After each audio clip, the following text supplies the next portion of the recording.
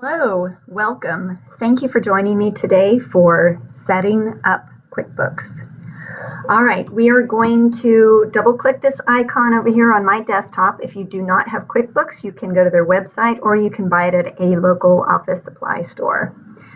All right, so let's get this open. We are going to set up your business. We do not have a business set up in here yet. All right, please notice this area right here. If we are converting files from another accounting software, there's other places to do that. We can convert Quicken, other accounting software. Not all of it will be able to convert, but you can check it out. We will be transferring this over to QuickBooks Online somewhere in the future. So for right now, we are going to start our setup. We'll be working in QuickBooks Desktop for just a little bit. I'm going to have to enter my email address and password. You have to do that when you get registered with QuickBooks, so I will be right back. All right, this notification keeps popping up on me. I'm not sure why. We'll have to check into that later. If you get it, you can just click no. It seems to be working just fine that way. We've already gone over registering Jack's fictitious business name, so we can go ahead and enter that here. The next box is industry. Here you can start typing something and you'll have some pop-up choices. If you're not sure what to put here, you can come over to help me choose. This is very nice because it gives you some industry choices over here and you can find one that is closely related to your business as possible. If we select lawn care and look over here to the right, these are the accounts that will automatically populate in your chart of accounts. This is just to help you out. You can add, delete, or change any of them that you want. We'll take a look here at medical and dental, and it just populates it with some things that are very common in that industry. We are going to go ahead and select general service-based business for Jack since he's starting out with just offering services.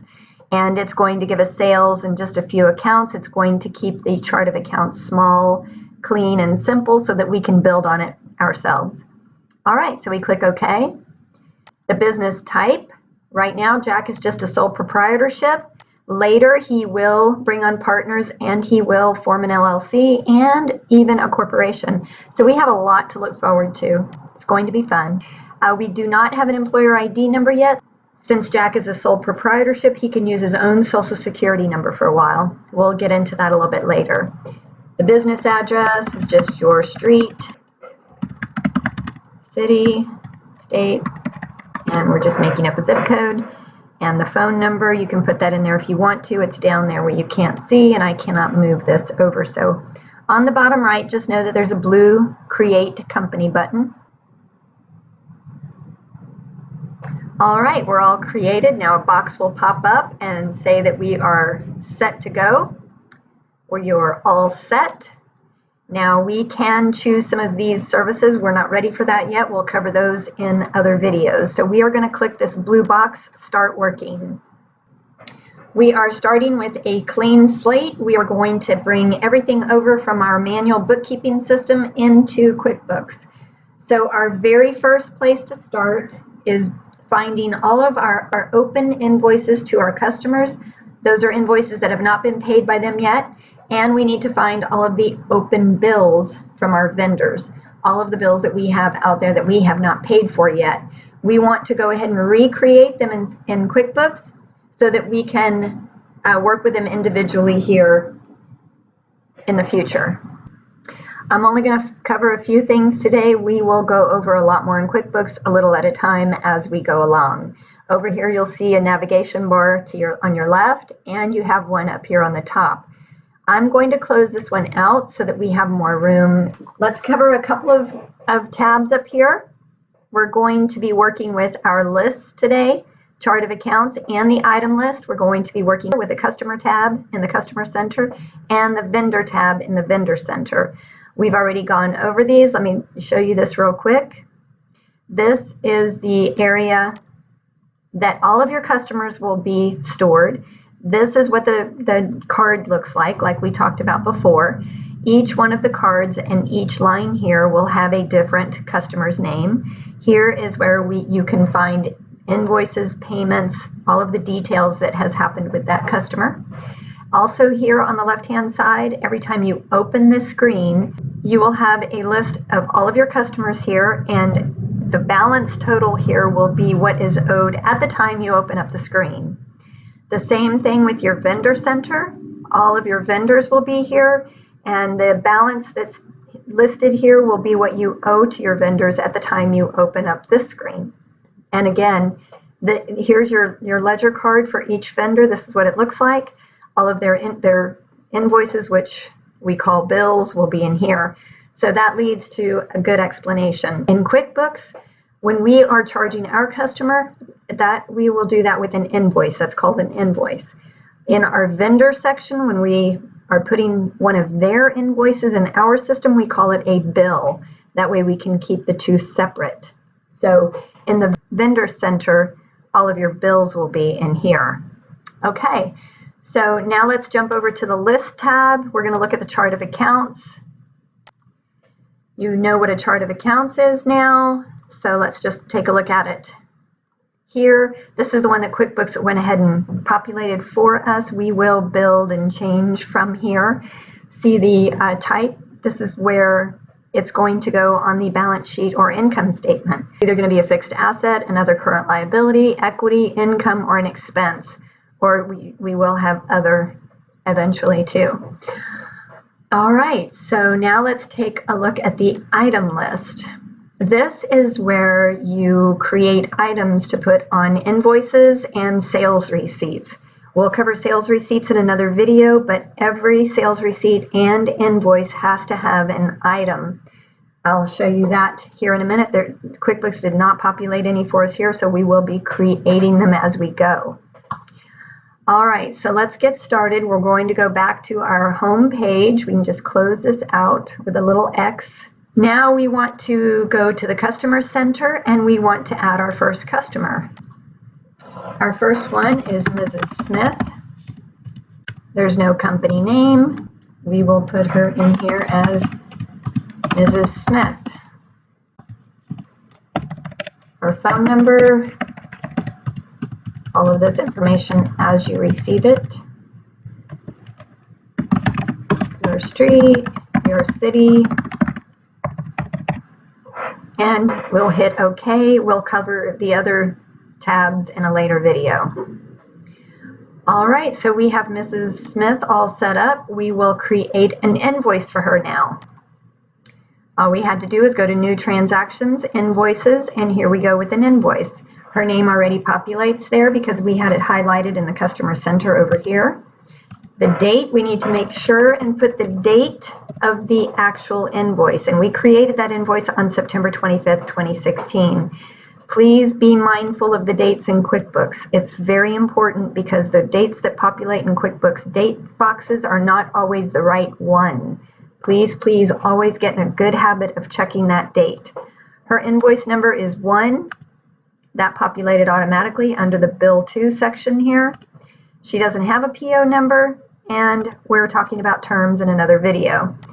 Okay, so here we get to the line item. This is where we are going to record what it is that we sold to Mrs. Smith. In our case, right now to begin with, we only have services that we are offering. So we're going to call our first item Refinish. Okay, we're going to hit Enter. QuickBooks is telling us that it did not find Refinish in the list, so do we want to add it? Yes, we do. Now, if you notice this little box pops up, we have type. We have several different types, but we are selecting service for now. That's all he has to offer. We'll cover these others in later videos. All right, the name is Refinish. We already typed that in there. This we'll cover in a later video, and the description, whatever you put in this description area will populate on the invoice. Every time you pull up this Refinish item, this description, whatever you have here, will automatically populate. So we can put Refinish Furniture.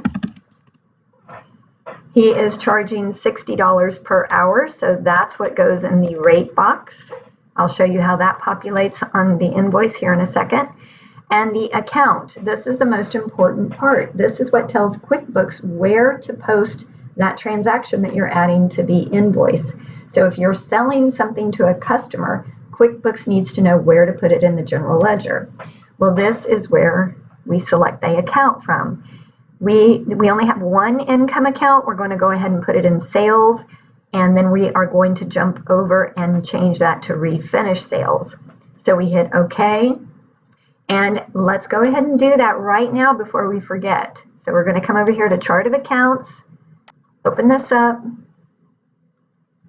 We're going to come over here to our sales account, right click, edit. We're going to change that to refinish sales. That's all we have to do. It's in the income section already. Save and close.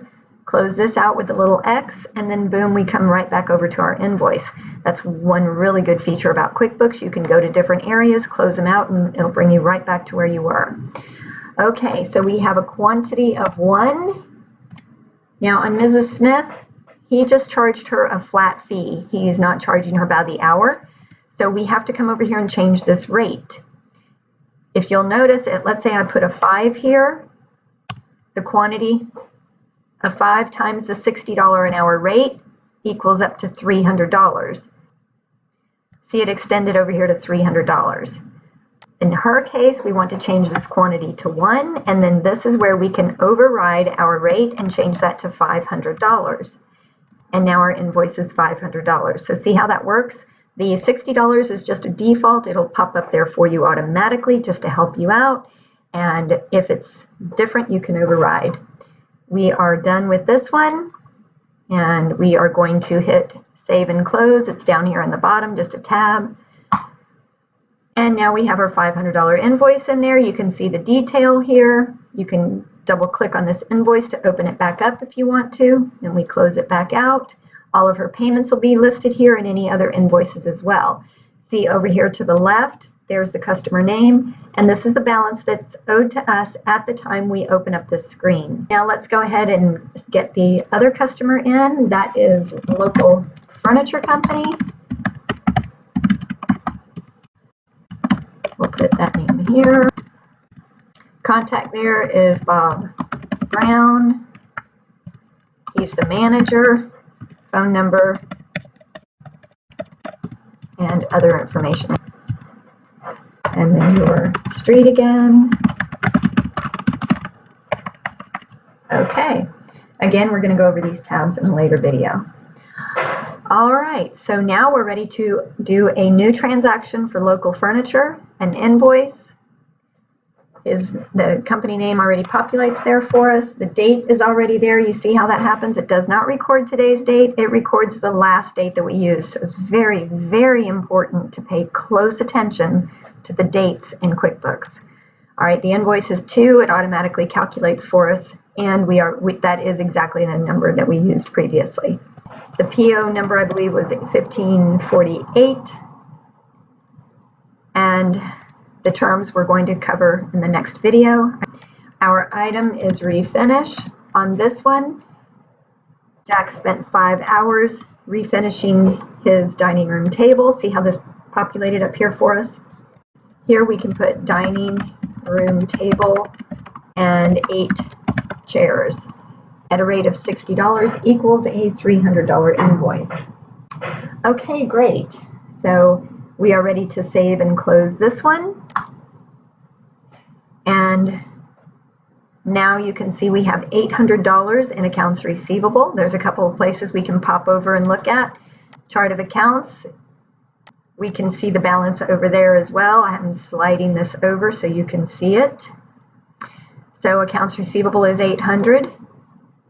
And we can also go to our reports, accountant and taxes, and we can look at our trial balance.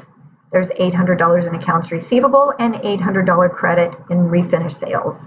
Total debits equal total credits.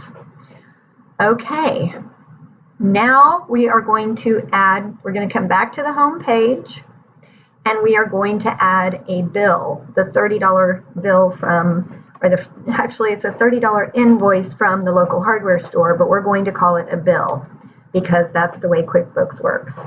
Okay, so here we're going to add the vendor name. We haven't set up any vendors, but I'm showing you a different way to add one now. So here we have local hardware store.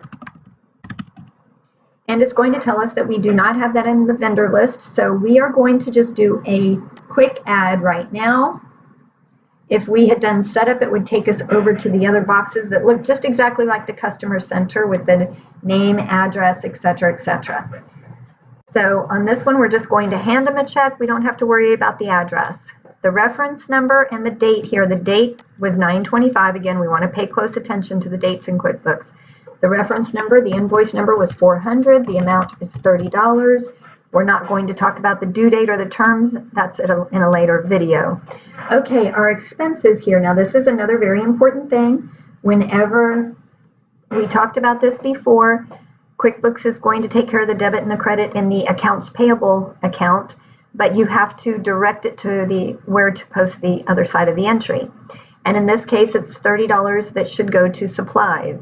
We do not have that here yet, so we're going to type it exactly as we want it to appear in the chart of accounts. Hit enter, and it'll ask us if we want to set it up. Yes. All right, so we want to choose the expense type because we want this to be in the expense section of the income statement. Here are some options when you do it this way. This helps you out. If you click on fixed assets, it'll give you some ideas of things that would go there. Bank, same thing with the bank. We know it's a current asset, but this helps people who are not bookkeepers or accountants. That some things that would go there are petty cash, checking, savings, money market. Those are current assets.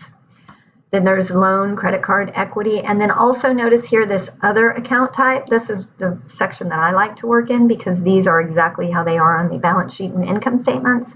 So sometimes we will be using it here. Other times it's quick just to go ahead and add it here. So it's all preference. In this case, it's supplies and it goes in the expense section. So we hit continue. This automatically populates for you. So we can hit save and close. These things we don't really need. We'll talk about later. All right, so now we have that ready to go. So the credit is going to post to accounts payable and the debit will go to supplies, $30. Save and close. Perfect. Now we have our accounts payable and our accounts receivable amounts set up. They match our general ledger. Let's take a look at the trial balance again. And you can see accounts receivable is $800. And you'll notice here that it does match our manual general ledger page. Same with accounts payable. There that is, credit of $30. Refinish sales and supplies. Now those two are different amounts. We are going to go ahead and print this because we need to record the difference in order to get the books to tie to our manual general ledger. And we're going to do that with a general journal entry. So we come up to the company tab. We come all the way down to make general journal entries. And QuickBooks is telling us that they automatically populate this number here for us and they will do 1, 2, 3. We can check this box here for them not to display it again. And you can always go in and override that if you have your own system of journal entry numbers. Okay, the date, we are changing this date to September 30th, 2016 so that we have a clean transition. We're going to go from September 30th being in the manual books to October 1st being in the computer. So everything after September 30th, we will be working on QuickBooks. Our first account, we're going to go to our manual general ledger and go to our very first account, which is cash in the operating account. We do not have that set up yet, so we're going to type it out exactly as we want it to appear in the chart of accounts. Cash operating, hit enter, and we can have the opportunity to set it up from here. It goes in the bank for the current assets, as we just discussed, and everything is already populated here for you, so we can hit save and close. Our debit, our balance in the operating account is $10,300, and this is to set up beginning balances. And this is also, all of these balances are the last balances that we had in September, so it works. Okay, our next account is accounts receivable, $800. As we already saw, that amount is already in here, so we don't have to do anything with that account. Besides that, you can't just post something to accounts receivable without having a name for it, because QuickBooks needs to know who owes us that money. So that's why we had to do it the way we just did. Okay, so the next account is building. We're going to set that one up. That is a fixed asset. We've already covered all of that.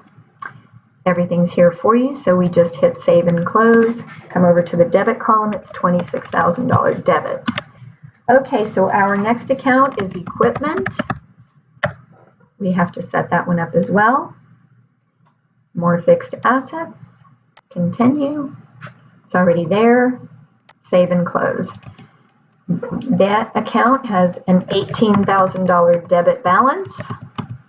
And if you'll notice, this amount keeps populating here by QuickBooks because, of course, our debits must equal our credits. So there's always two sides to every entry.